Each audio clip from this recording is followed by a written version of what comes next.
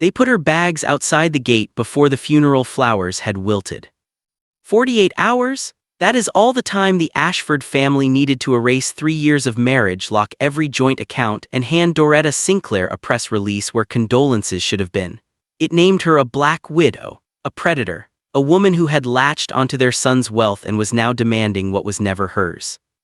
What Constance Ashford never considered, what none of them ever bothered to learn about the woman Elliot loved, was that Doretta had written his will herself. Every clause, every contingency, every legal consequence for exactly this kind of betrayal. She had built the architecture of that estate with her own hands, quietly, the way brilliant people do when they know the walls around them were never truly meant to hold. They threw her into the rain with a garbage bag and a name meant to destroy her. She kept the name. And then a motorcade stopped on a rain-soaked street in the financial district, and a man in a tailored black suit stepped out and knelt beside her, not out of mercy but out of recognition. If you've ever been underestimated by people who should have feared you, stay with me. This is the story of what happens when they finally find out who they threw away. Like and subscribe. Before the rain, before the gate, before the garbage bag and the press release and the name they chose for her, there was a life. And it was a good one, not because it was easy but because it was built. Doretta Sinclair met Elliot Ashford at a contract dispute arbitration in the spring. She was the junior attorney who had spent 3 weeks finding a clause his legal team had missed. He was the client who noticed. Most men in his position would have let the win happen around them and moved on. Elliot asked her name before he left the room. He called her office the next morning not to hire her but to say thank you. She thought that was unusual. She was right, it was. They dated for 14 months before he proposed. She made him wait, not because she was uncertain, but because she needed to understand the difference between what she felt and what was true. By the time she said yes, she had already met his parents twice, read his company's last 3 annual reports, and concluded with the same precision she applied to everything that Elliot Ashford was exactly who he presented himself to be. That was rarer than any inheritance. She left her legal practice 18 months into the marriage. People assumed she had traded her career for comfort. They were wrong. She had traded a salary for influence. As Elliot's informal legal advisor, estate architect, and the only person he trusted to read every document before he signed it, Doretta became something the Ashford family never saw coming and never thought to look for: the intelligence behind the decisions they assumed Elliot made alone. She restructured his personal estate 3 times in 2 years. She identified a liability in a property acquisition that would have cost him $11 million and quietly had it removed before closing. She drafted trust provisions, amended beneficiary designations, and built legal firewalls around assets that Gerald Ashford, Elliot's father, had been slowly attempting to reclassify as family property rather than Elliot's own. She did all of this without title, without credit, and without complaint. She did it because it was their future she was protecting. That was enough. Elliot knew exactly what she was. He told her once, late on a Tuesday evening while she reviewed documents at the kitchen table, that she was the most capable person he had ever met in any room. She told him that wasn't saying much given the rooms he'd been in. He laughed. She smiled without looking up from the page. That was their marriage, not a fairy tale. A partnership between 2 people who respected each other's intelligence and chose each other deliberately every single day. The Ashford family watched this union from a distance and saw only what they wanted to see: a woman who had married well. They never looked closely enough to understand that Doretta hadn't married into the empire. She had helped build the version of it that actually held together. That was their first mistake. They made it early, they made it completely. And by the time they realized what they had done, the woman they underestimated had already started counting the cost. Elliot died on a Wednesday. The private jet went down 40 minutes outside of Geneva. Mechanical failure, the investigators would later confirm. No ambiguity, no story. Just a Wednesday morning and a phone call that Doretta took standing in their kitchen, still holding her coffee, and then set the mug down very carefully on the counter because some part of her understood that if she didn't hold on to something ordinary, she would not remain standing. She handled the arrangements herself. That was who she was. She made the calls, signed the documents, coordinated with the Geneva authorities, and flew his body home with the kind of controlled efficiency that grief sometimes produces in people who are not yet ready to feel it. The Ashfords arrived at the funeral with their lawyers. Doretta noticed. She said nothing. The service was a Thursday. By Friday evening, the accounts were frozen. She discovered it the way most people discover financial betrayal, by trying to pay for something small and being told the card had been declined. She tried a second card, then a third. She called the bank and was informed that the accounts had been flagged pending estate review initiated by a formal request from Gerald Ashford as surviving patriarch. She asked when the request had been filed. The representative paused before answering. It had been filed the morning of the funeral. Before the service, before the burial. While Doretta was standing at a grave site saying goodbye to her husband, Gerald Ashford was in a lawyer's office beginning the process of taking everything she and Elliot had built together. She drove home to find the gate code changed. A security guard she had never seen before stood at the entrance with a clipboard. He told her without making eye contact that he had instructions not to allow her access to the property.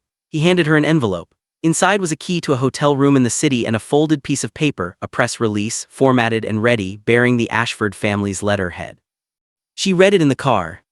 It described her as a woman of uncertain background who had inserted herself into the life of a grieving family's son, manipulated his estate planning, and was now making claims on assets that rightfully belonged to the Ashford family trust.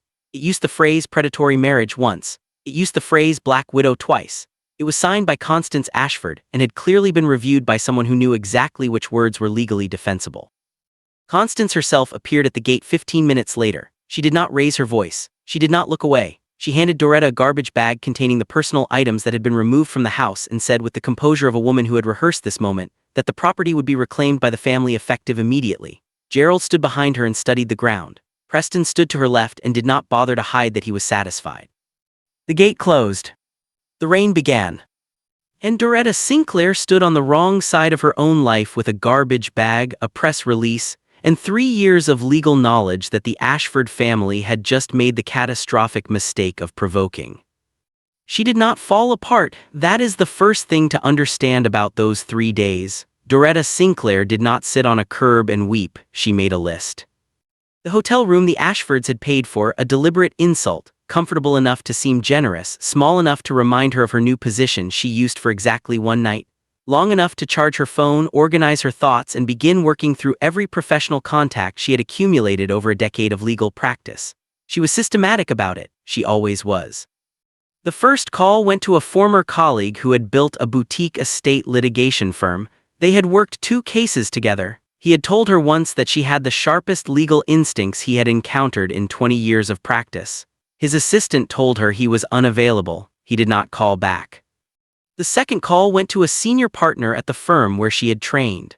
The woman answered, listened for 45 seconds, and then told Doretta carefully, with the measured kindness of someone managing liability, that given the nature of the Ashford family's pending legal action and the ethics complaint that had been filed with the state bar, it would not be appropriate to discuss representation at this time. Doretta thanked her and ended the call. The ethics complaint, filed the day after the funeral, she had not known about it until that moment. She sat with that information for a long time, then she kept making calls. By the second day, the shape of what Constance had constructed became fully visible. The complaint had been routed to the bar's priority review channel, a process typically reserved for cases involving client harm or financial misconduct. The allegation, she would later learn, claimed that Doretta had used her legal access to Elliot's estate documents to manipulate his will in her own favor. It was precisely worded. It was also entirely false. But it was enough to make every attorney in her network treat her name like a hazard. The hotel room expired. She did not extend it. She used the remaining cash in her wallet for a phone charger and 2 meals across 2 days, and she kept moving, kept calling, kept thinking, because thinking was the one thing no one could freeze or revoke or file a complaint against. By the 3rd day, her body had a different opinion. It happened quietly, the way these things do when a person has been running on will alone for too long. She was walking through the financial district, headed toward the office of the one notary she believed might still receive her, when the pavement felt suddenly uncertain beneath her heels. She stopped, put one hand against a wall, told herself it would pass. It did not pass. She went down slowly, not all at once, settling against the wet ground with her handbag held close and her eyes open, because even then she was not ready to stop watching. The rain had been falling for hours. Her dress, which had once cost more than most people's monthly rent, was soaked through and ruined. She was still thinking when the headlights found her. The motorcade stopped. That was the first unusual thing. Vehicles belonging to men like Moon Dongha did not stop for obstacles. They were rerouted around them. But the lead car slowed, then halted, and the man in the back seat looked out at the figure on the pavement and made a decision that would cost the Ashford family everything they believed they had secured.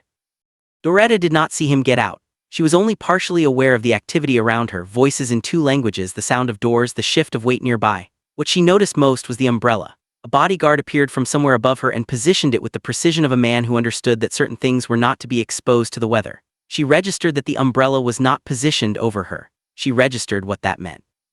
And then a man knelt at her level, and she looked at him. His expression gave her nothing. That was the second unusual thing. She woke in a private medical facility, clean, quiet, and clearly not affiliated with any public institution. An IV line ran into her left arm. A woman in dark clothing sat near the door and did not speak. Doretta assessed the room the way she assessed every room: exits, power structure, what the furniture communicated about the person who owned the space. What it communicated here was considerable. She was moved to a residence 2 days later. Residence was the wrong word. It was a compound set behind layered security, staffed by people who moved with the economy of individuals trained to be invisible unless needed. Her room contained everything she required and nothing she had asked for. Someone had anticipated her needs without consulting her. She found that more unsettling than the locked gate had been. He came on the third day. He entered without announcement and sat across from her with the ease of a man who had never needed permission to occupy a space.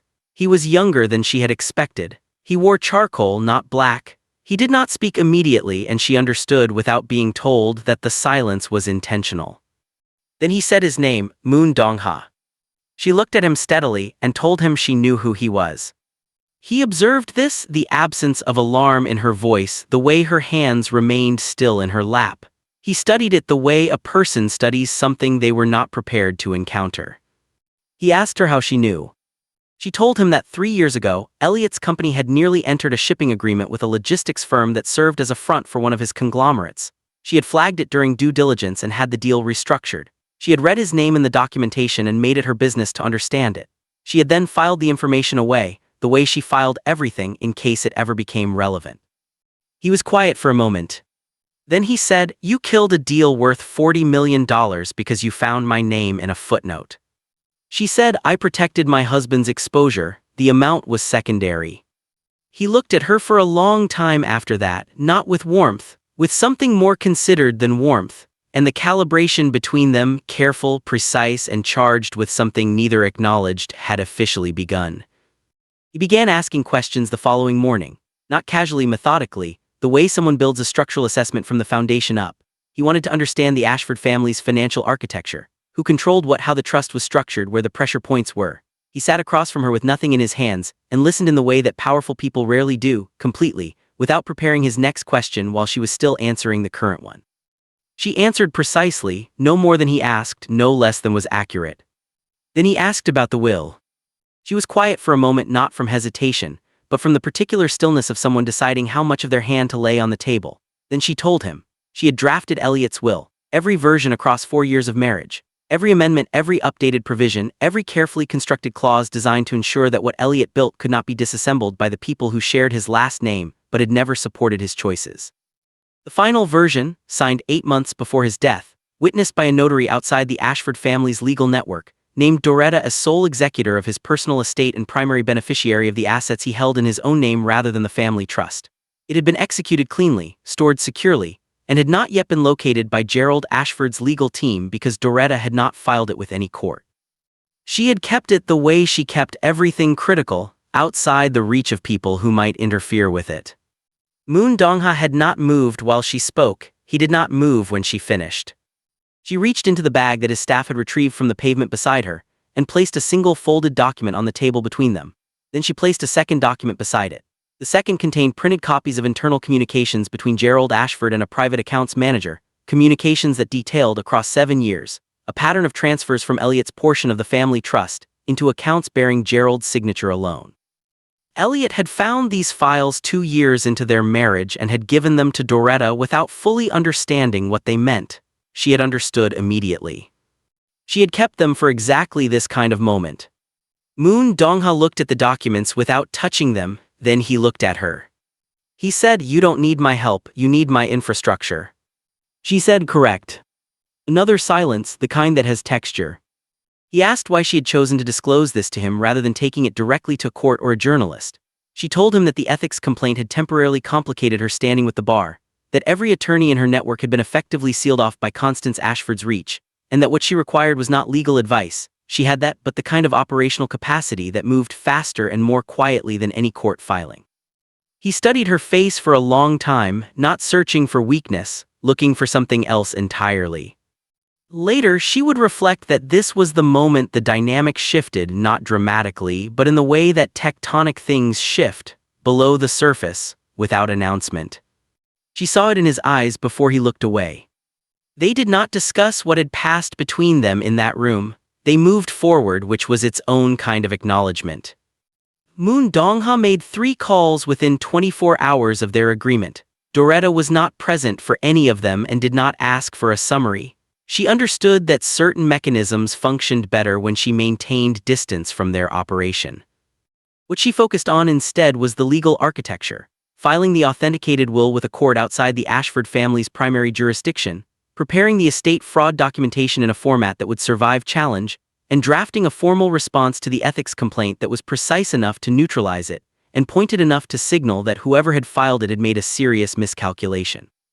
She worked at a desk in a room that Moon Dongha had quietly converted into an office for her use. She had not requested this. It had simply appeared: the right software, the right reference materials, a printer that worked without instruction. She noticed these things without commenting on them, and he never mentioned them, and this became the unspoken language of their arrangement. Preston Ashford was the first to feel the ground shift. His offshore accounts were flagged in a regulatory audit that arrived without warning and without any visible point of origin. The timing was precise. It coincided exactly with the moment his legal team filed their first motion to contest Elliot's estate. Preston's attorneys advised him to pause. He did not pause. He drove to Moon Dongha's compound instead. He arrived expecting intimidation to work in his favor. He had used it successfully his entire life and saw no reason for the calculation to change. He was escorted inside by 2 men who did not speak and did not react to his tone. He was shown into a receiving room and left to wait for 11 minutes, long enough to understand that time here was not organized around his comfort. When he was finally received, Doretta was not in the room. She was on the floor above it, watching through a 2-way panel that Moon Dongha had shown her without explanation, as though her being present for this had always been part of the plan. Preston left 20 minutes later. His posture when he walked back to his car was different from when he had arrived. He did not look back at the building. Moon Dongha found her in the corridor afterward. He stood beside her for a moment, looking at the space Preston had just vacated through the window. He asked, "Was that frightening?" She considered the question with the same deliberateness she applied to everything, then she said nothing. He looked at her profile. She continued watching the empty driveway. The silence between them was not uncomfortable. It had a specific quality, the quality of 2 people who have stopped pretending that what is between them is purely professional without yet being willing to name it. He walked away first. She remained at the window for another moment before returning to her desk. The Ashford family was beginning to understand that someone was moving against them. They did not yet understand who, and they had no idea that the person directing every step of it was the woman they had put in a garbage bag and sent into the rain. If you were Doretta in that moment, would you have stayed quiet, or would you have let Preston see exactly who was watching? Tell me in the comments. It began with paperwork. It always does when the person doing the dismantling actually understands how things are built. Doretta filed the authenticated will on a Tuesday morning through a probate court in a jurisdiction Gerald Ashford's attorneys had not thought to monitor. The filing was handled by a notary and a retired estate judge who had worked with Doretta years before her marriage and had no relationship with the Ashford family's legal network. By the time Gerald's team received notification, the document had already been reviewed, verified, and entered into the court record. The estate was legally Doretta's to execute. Every asset Elliot had held in his own name was now in active probate under her authority. Gerald's attorneys filed an objection the same afternoon. Doretta had anticipated this and had prepared the response in advance. She filed it within the hour. The trust fraud documentation moved on a separate track entirely. Moon Dongha's financial contacts, men who operated in spaces where information moved without leaving obvious fingerprints, had spent 2 weeks packaging Gerald's 7 years of unauthorized transfers into a format that met the evidentiary standards of 3 separate regulatory bodies. The package was delivered simultaneously to a federal financial crimes unit, a banking oversight board, and the independent auditor retained by the Ashford Foundation's charitable arm. The auditor, whose professional obligation required him to act on credible evidence of financial misconduct, opened a formal inquiry within 48 hours. Gerald received the inquiry notice on a Thursday. Constance found out on Friday. The weekend, by all accounts, was not pleasant inside the Ashford estate. The social architecture came apart more quietly but no less completely.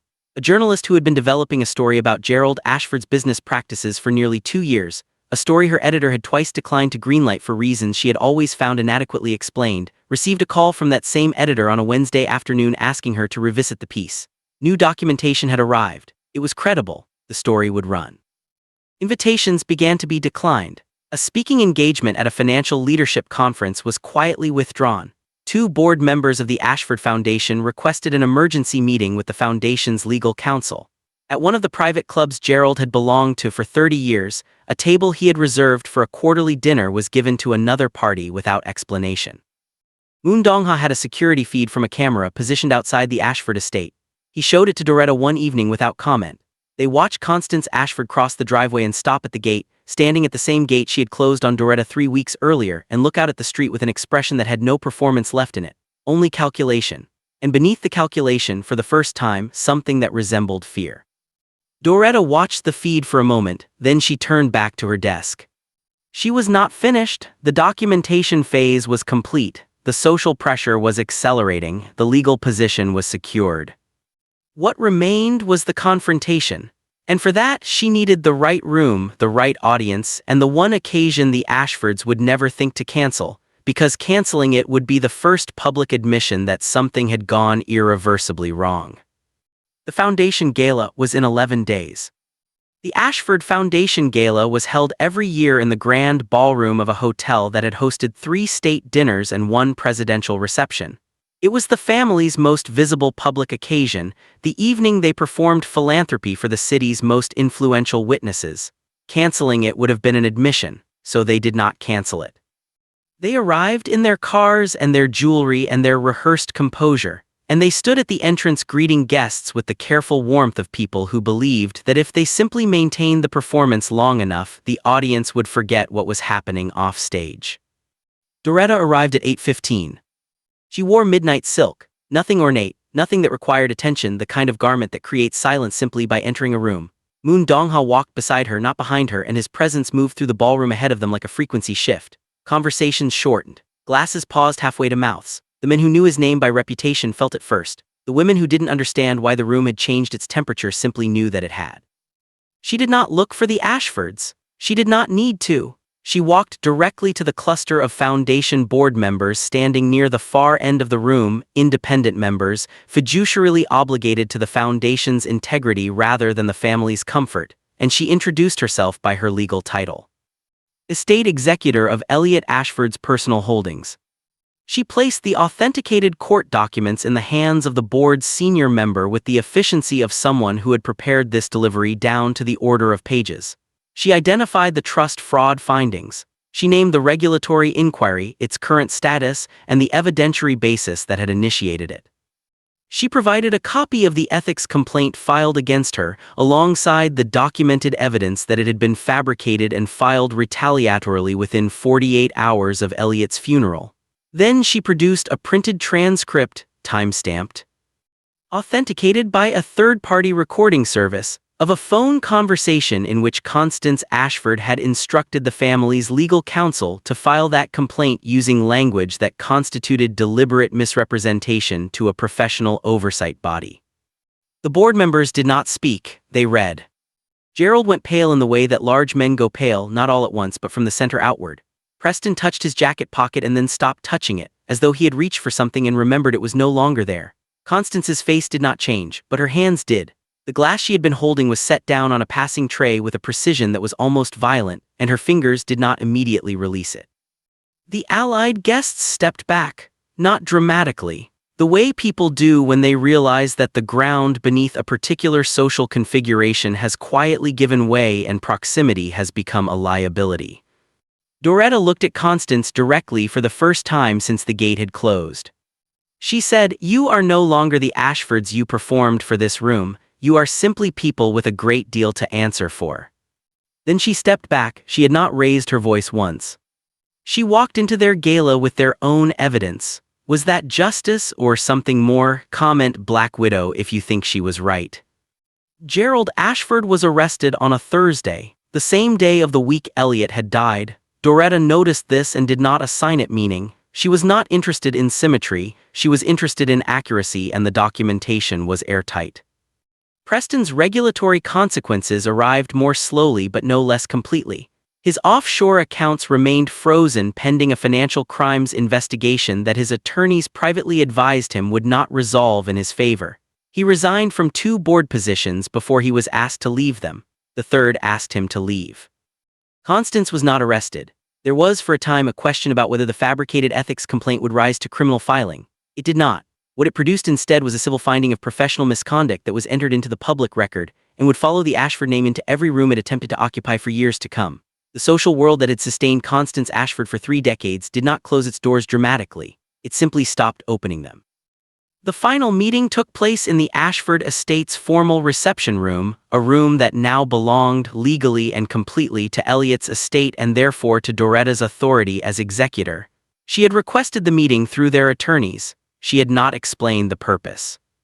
The 3 of them arrived separately and sat without speaking. Doretta entered alone and placed 3 items on the table. 3 garbage bags, each containing the personal documents and identification they would need going forward. Nothing more. She explained in the same measured tone Constance had used at the gate that the property transfer had been completed and their access would expire at the close of business that day. She did not elaborate. She did not stay to watch them process it.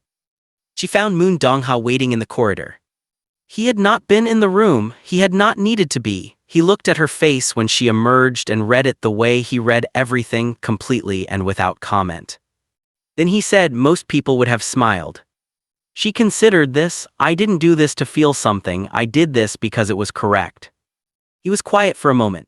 Then he reached into his jacket and placed a document on the hall table beside her. It was a single page, formatted like a term sheet. She picked it up and read it carefully, the way she read everything from the first line to the last. It was a proposal, not a romantic declaration, but a structured agreement between 2 people who understood that the most honest expression of intention was a clearly written document with defined terms. She read it twice, then she took a pen from her bag and added 3 conditions in the margin. She slid it back across the table. He read the conditions, he looked at her, he agreed. 6 months later, a wing of the Ashford estate had been converted into a legal aid office specializing in estate dispute cases for families who could not afford representation. A national financial magazine ran a profile on Doretta Sinclair. The journalist, near the end of the piece, used the phrase "Black Widow" to describe her approach to the Ashford case. She meant it as the highest possible compliment. Doretta did not correct her. The most dangerous person in any room is not the one with the most power. It is the one who was underestimated long enough to become prepared. What is yours cannot be taken permanently by those who never understood its true value, only delayed. The question has always been whether you use the delay wisely. Doretta Sinclair used it wisely. If this story stayed with you, subscribe, leave a comment below, and share it with someone who needs to see power reclaimed. The Black Widow has entered the building, and she is just getting started.